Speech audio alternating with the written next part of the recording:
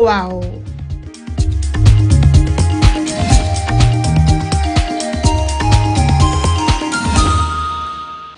Na mtazamaji, karibu kwa taarifa kamili. Rais Uhuru Kenyatta ameagwa na jeshi la nchi kwenye hafla ambayo ilifana na kuandaliwa katika uwanja wa Ulinzi Sports Complex hapa jijini Nairobi. Rais Kenyatta ataachia mikoba ya utawala siku ya Jumanne, wakati ambapo Rais mteule William Ruto atakuwa akiapishwa katika uwanja wa kimataifa wa Kasarani. Rais Uhuru Kenyatta ndiye amiri jeshi mkuu wa majeshi yote ya taifa. Rais amewapongeza wanajeshi kwa kumunga mkono kwenye utawala wake na mchango wao wa kulijenga taifa. Hivi ndivyo mambo yalivyokuwa katika hafla hiyo ya kumwaga Rais Kenyatta. And stability are integral parts of our development. The ever-changing security environment and dynamism called for proactive security apparatuses. The security sector has adequately espoused robust measures to mitigate unprecedented domestic as well as transnational terrorism threats. Indeed, our multi-agency engagement and efforts ensure that the security of our country, but also the stability of our region.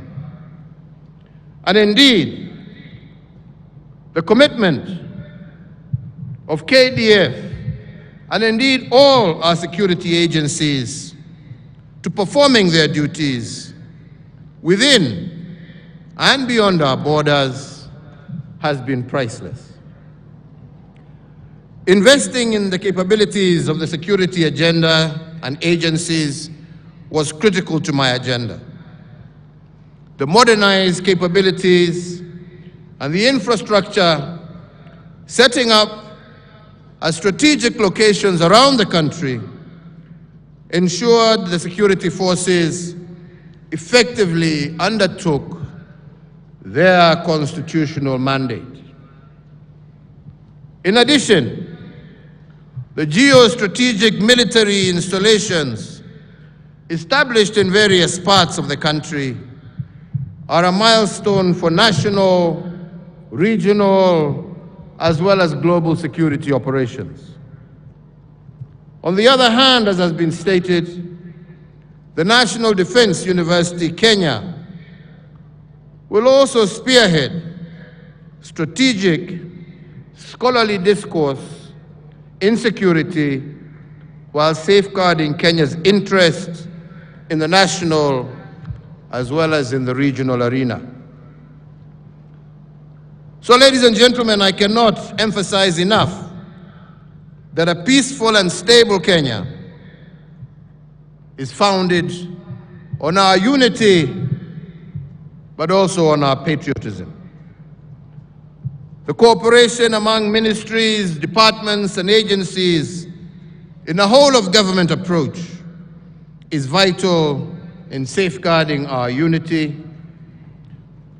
And the Big Four agenda, founded on an unwavering desire to transform living conditions, I do believe is a development blueprint to enhance service delivery and to improve lives through providing affordable universal health care, affordable housing, food security, as well as developing manufacturing for jobs.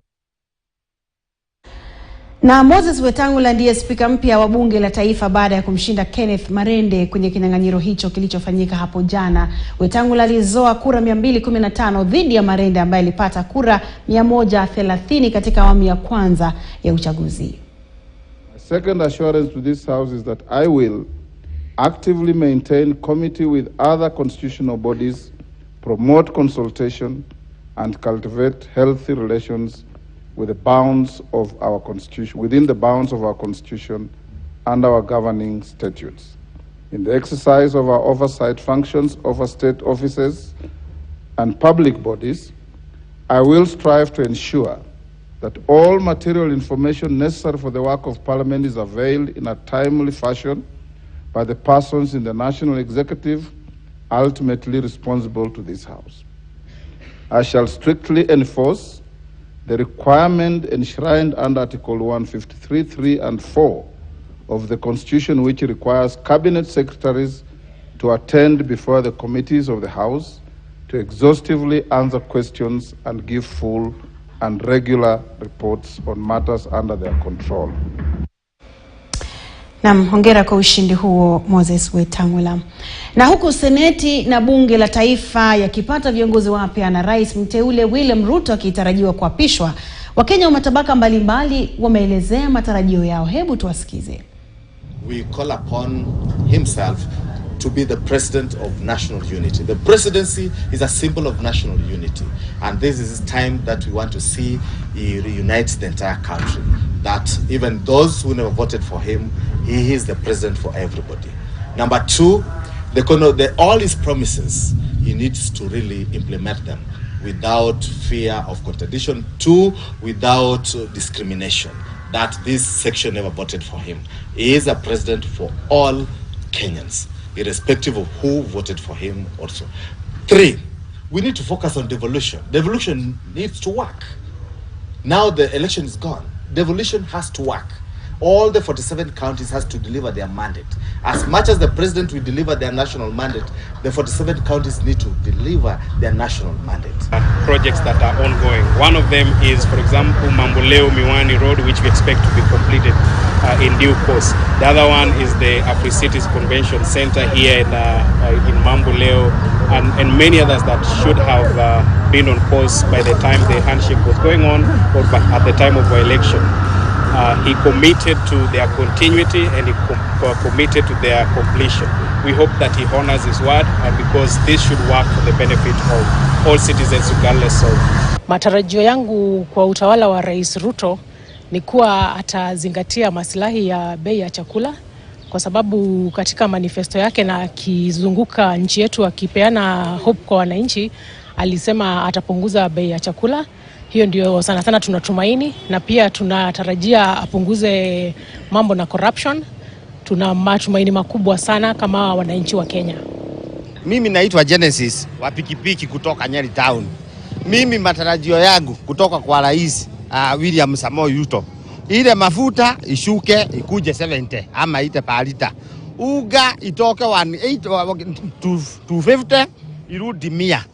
Nyama ishuke itoke 400 irudi 200. Nilikuwa ninakula nyama kila siku mbele hiyo. Kwa hiyo matarajio yangu ni mengi sana kwa rais, na ninajua Ruto sio kama wale rais wamekuwa hapo mbele. Ruto huyo ni kiongozi na tunatarajia mengi. Ile barabara tunakanyanga matope na huku, hiyo itakuja kunyoroshwa na yeye. Kazi yake ni mingi. Matarajio yangu ni kidogo tu, lakini sana sana natarajia ni ile tu walikuwa anatuambia wakati wa siasa. Juu kuna mambo mengi sana walituahidi, subsidy, kuna fertilizer, kuna wakulima wataangaliwa, kuna mfanyabiashara wa boda, kuna mama boga, kuna hustler fund. Hizo vitu zote sasa ndio tunaangalia kaa ni siasa ama ni kitu iko ndani yake ati watatufanyia. Kwa hivyo hizo mambo zote wanatuambia wakati wa siasa wakiongozwa na naibu wa rais Rigathi Gachagua. Tunangojea ati yenye tu walituambia, tuko na uhakika watatutendea, na juu ni watu wa kusema na kutenda, tunangojea hivyo. Kwa matarajio ya rais anayekuja, ningetaka kusema ya kwamba tuna matarajio kwamba Mungu atamsaidia kutimiza yale yote ambayo amewaahidia wa Kenya.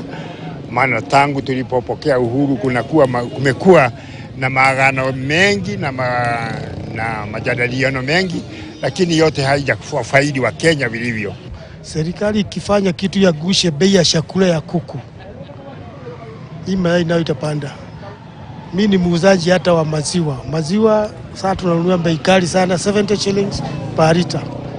Bei ya chakula ya ng'ombe ikienda chini, si hata maziwa bei itateremka. Kwa hivyo serikali ina jukumu nyingi sana ya kufanya, na itusaidie ndio maisha iweze kurudi chini. Tuweze kusomesha watoto, juu hata saa hii nasikia bursaries hakuna, help hakuna. Hizi bei ya vitu, maisha ndio imepanda. Sasa hatujui hata watoto somesha anje sasa. Haya mtazamaji, haya ni matarajio ya Kenya kwa Rais mteule William Samoei Ruto.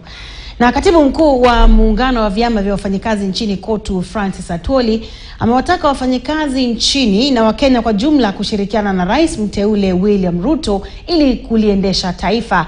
Akizungumza katika kaunti ya Kakamega wakati hafla ya mazishi, Atwoli amesema kwamba muungano wa KOTU utawakilishwa kwenye hafla ya wapisho wa Ruto. Aidha, amepongeza kuchaguliwa kwa aliyekuwa seneta wa Bungoma Moses Wetangula kama spika wa bunge la kitaifa. Na William Samoei Ruto alikuwa na skills, political skills and political smartness, ndio.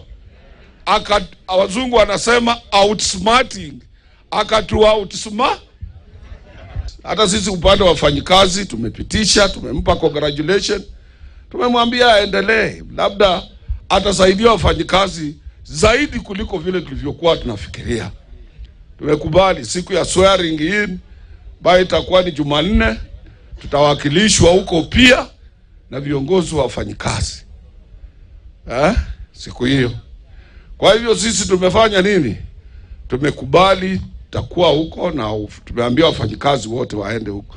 Kwa ajili nchi ya Kenya ni kubwa sana kuliko sisi zote. Bila shaka mtazamaji, ni ushauri wenye busara mno. Na wakazi wa wadi ya Sigona eneo bunge la Kikuyu kaunti ya Kiambu wanaishi kwa hofu kufuatia kuhangaishwa na wanyamapori ambao kwa muda wa mwezi mmoja sasa wamepoteza zaidi ya mbuzi na kondoo 50 kwa wanyamapori ambao wanavamia boma zao nyakati za usiku. Wakazi hao sasa wanakadiria hasara ya maelfu ya pesa, huku wakiwataka maafisa wa idara ya wanyamapori nchini kuwajibika vilivyo ili kuwanasa wanyama hao na kuwaweka ukuta katika msitu wa Muguga. Aidha, wanahofia kwamba huenda wanyamapori hao wakawashambulia binadamu, haswa wanafunzi wachanga ambao wanatumia njia iliyo karibu na msitu huo kuelekea shuleni na vile vile kwenda nyumbani.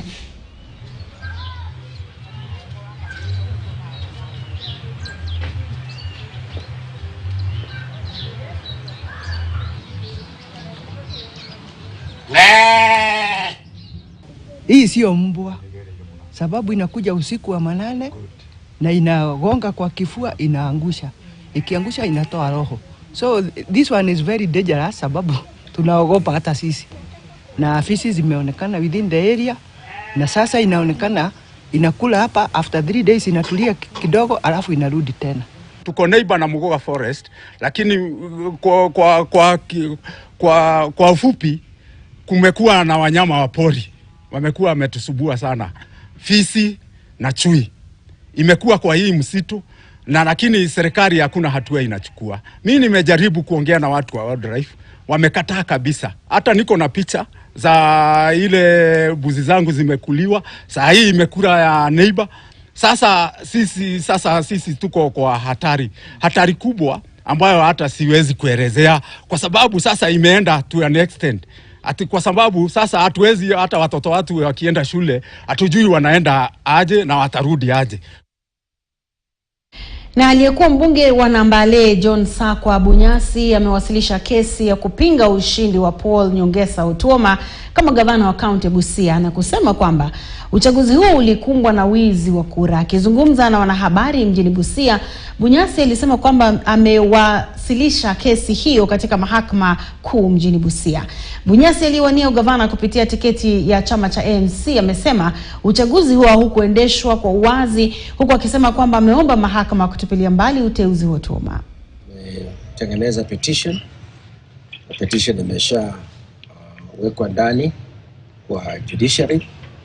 Tangoja yanayofuata, kuna steps fulani ambazo nadhani judiciary itafuata, lakini nataka tukuambia watu wakazi wa Busia kwamba nimepinga hayo matokeo kulingana na utaratibu wa kisheria, na nilikuwa naomba koti kwamba hayo matokeo tupiliwe mbali na kulingana na uamuzi ambao mahakama itatoa, watuambie ni step gani naweza kufuata.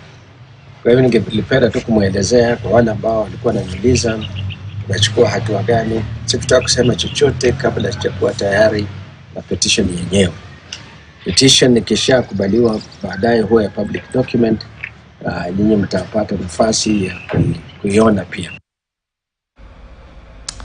Naam, mtazamaji, tukiachana hayo, kanisa la Orthodox limewapa vijana changamoto kuchukua uongozi katika nafasi mbalimbali ili kulijenga taifa.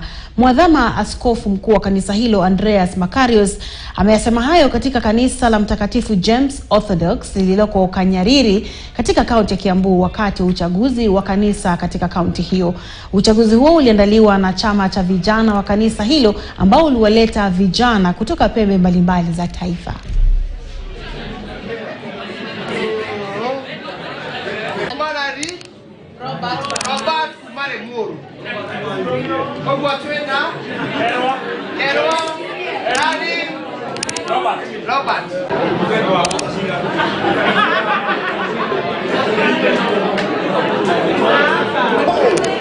And it is my prayer that you will take deeply and seriously your positions.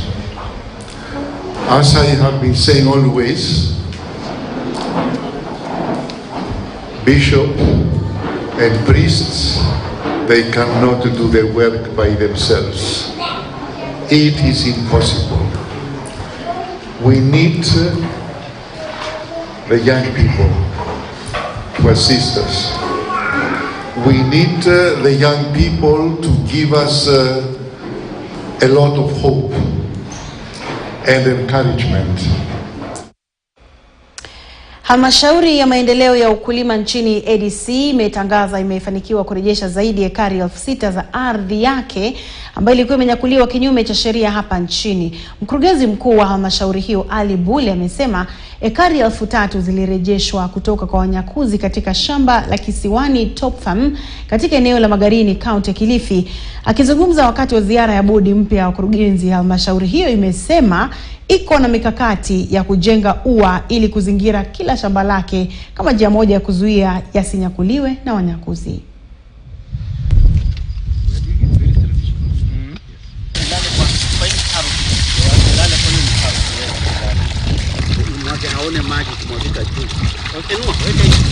We have a number of challenges. We have our properties being encroached by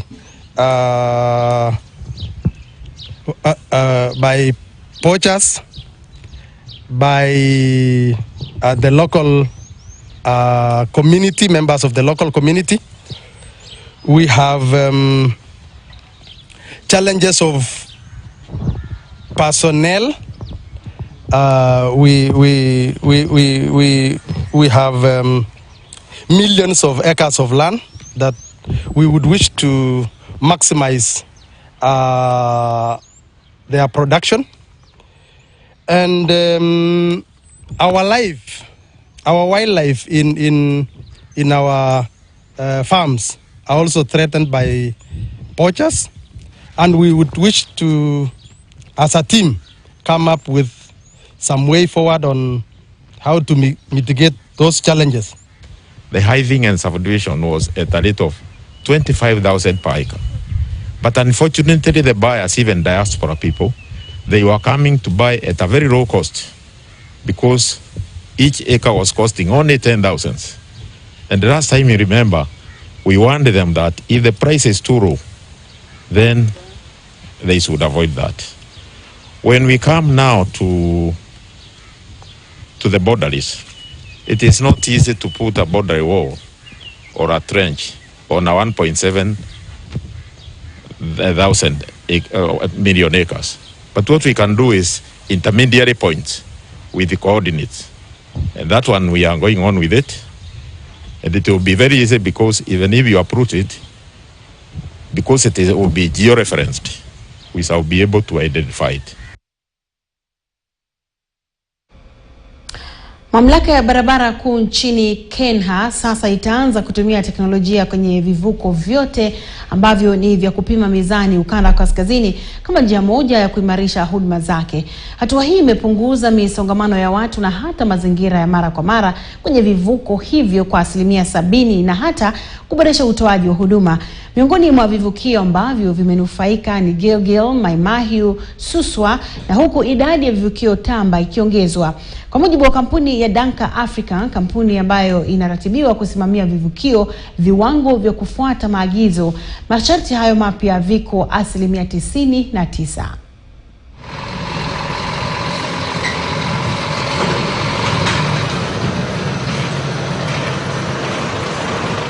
Transit trucks are more compliant than the local transporters.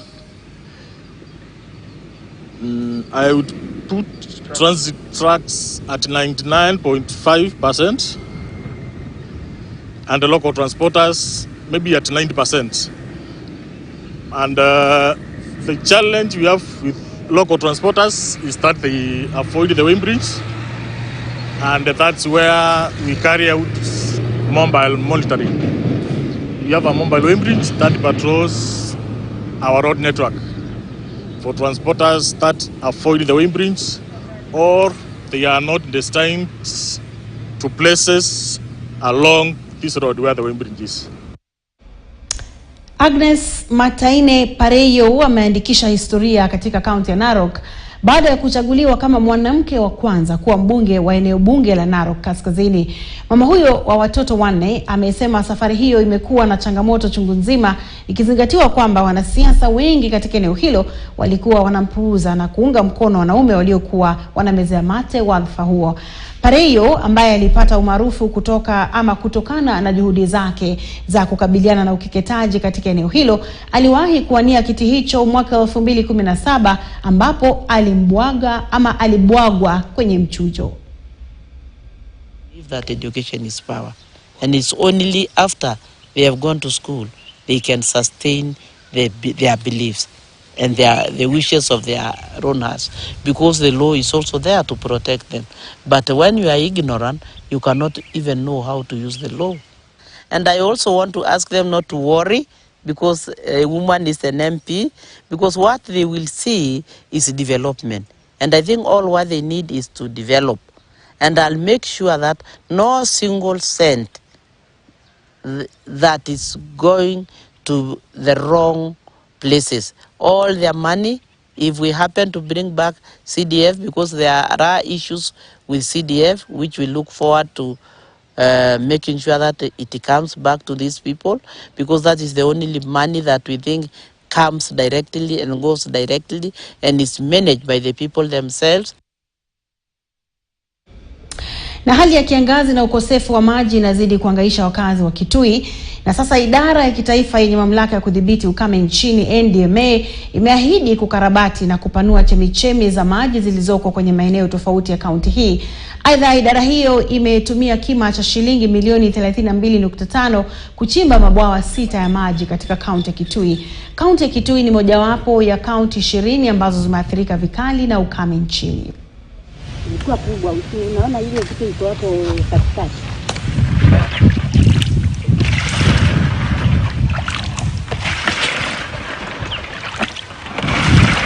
Cotton trap, body trap, cotton. Okay, more passes.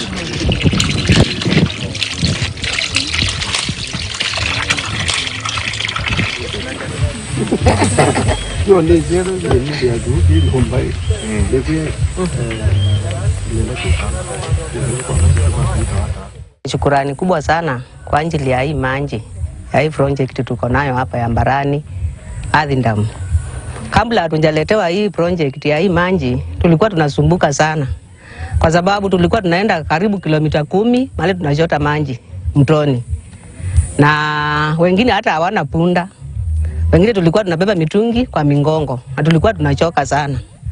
Tangu hii project ianze kutengenezwa na ile imeisha, tulizaidika sana. Hakika tulizaidika sana, kwa sababu maji imekunja karibu, hata wale hawana punda wanabeba mitungi, hawachoki sana, kwa sababu ni kama kilomita 3 kutoka mahali hapa kwa hii project kwenda manyumbani ile iko karibu. Ya kwanza ni kushukuru hiyo shirika ililetea maji, kwa sababu imetuondolea ile safari mrefu ya kutoka mahali hii kwenda mahali tunapata maji. Tunaenda have to 80 kilometers kuchota maji. Two at the back ni 16. Kwa hivyo sasa wakati walileta maji, sisi tulifurahi kama wananchi na kijiji pia. Sababu sasa ukitoka nyumbani ni asubuhi unachota maji yako kwa wakati wote unataka. Ikuwe ni usiku, ikuwe ni mchana, unachota maji. Tunafurahia hiyo. We were very happy to see that borehole which was built quite a number of years ago and was recently rehabilitated by ourselves.